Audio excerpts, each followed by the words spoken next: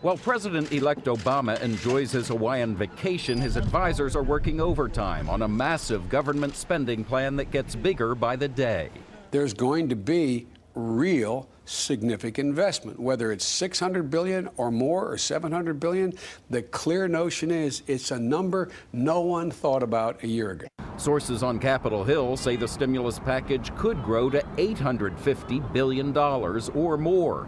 That's about double the cost in today's dollars of the interstate highway system. It's more than the cost so far of the Iraq War, even more than the entire Vietnam War. The top priority in the Obama plan is big projects that create jobs quickly, rebuilding infrastructure, refurbishing schools, and investing in mass transit, healthcare technology, and green energy. There's a big void in our economy, and only government can fill it. With consumers not spending and more businesses laying off workers, some economists say there's simply no alternative. Government is the difference between a bad recession and a very bad depression. Zandi says unlike the banks that got more than $300 billion in bailout funds and won't say where most of it went, the Obama spending plan needs to explain exactly where the money is going. But deficit hawks on Capitol Hill and some conservative economists say continuing to throw money at the economic meltdown will only make it worse. It didn't work the first time. It's not going to work this time. The only thing it really has in common, it's going to leave us with a hangover. Democratic leaders are hoping to push this stimulus package through Congress at breakneck speed. They're hoping to have it on Mr. Obama's desk, ready for his signature about 10 days after he's sworn in. Harry?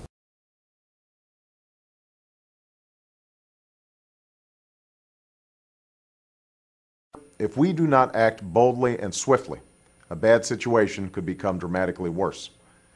That is why I've proposed an American Recovery and Reinvestment Plan to immediately jumpstart job creation as well as long-term economic growth.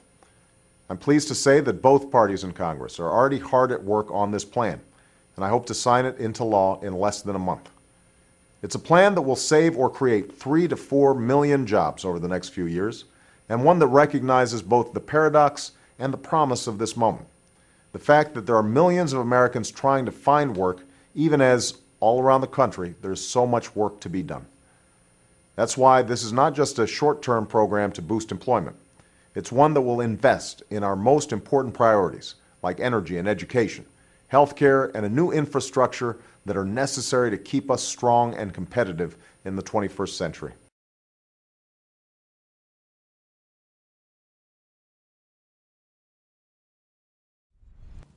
Now, the last third of the Recovery Act is for investments that are already putting people back to work. There are almost 100 shovel-ready transportation projects already approved in Colorado, which are beginning to create jobs. Shovels are breaking ground and cranes dot the sky. And through small business loans, a focus on research and development, and investments in high-tech, fast-growing sectors like clean energy, we've aimed to grow our economy by harnessing the innovative spirit of the American people. Because we did, shovels will soon be moving earth and trucks will soon be pouring concrete. I'm sure that when you implemented the Recovery Act, your staff briefed you on many of the challenges of the permitting process and the impact on putting Americans back to work. And that's exactly what we see in American business as well. Shovel ready was not as shovel ready as we expected.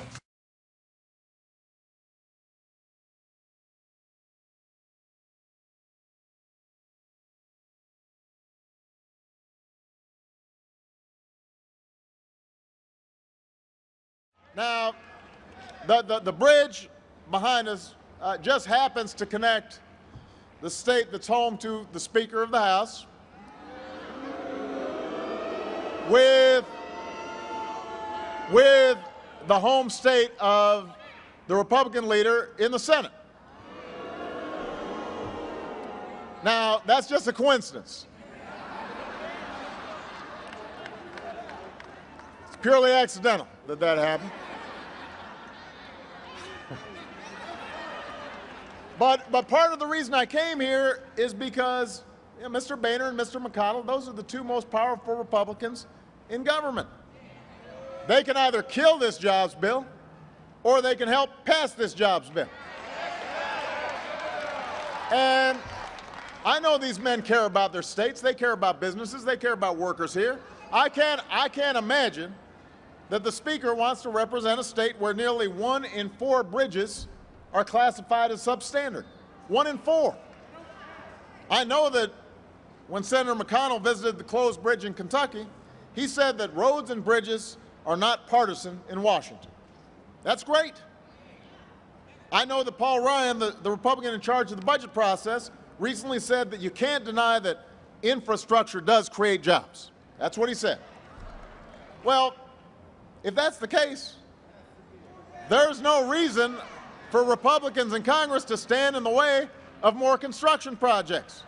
There's no reason to stand in the way of more jobs. Mr. Boehner, Mr. McConnell, help us rebuild this bridge. Help us rebuild America. Help us put construction workers back to work. Pass this bill.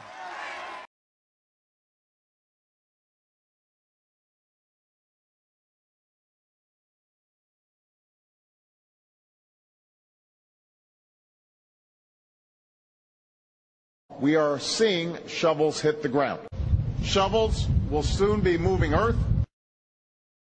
We rappelled down into the ditch, and it was muddy down there and hot.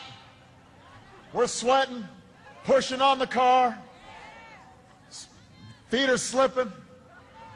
Bugs are swarming.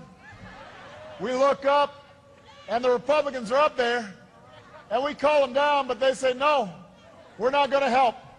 They're just sipping on a Slurpee, fanning themselves. They're saying you're not pushing hard enough.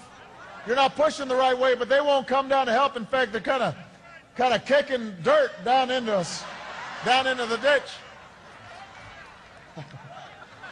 But that's okay. We know what our job is, and we kept on pushing. We kept on pushing. We kept on pushing until finally we've got that car on level ground. Finally, we got the car back on the road. Finally, we got that car pointing in the right direction. Finally, we got that car pointing in the right direction. Finally, we got that car pointing in the right direction. Finally, we got that car pointing in the right direction.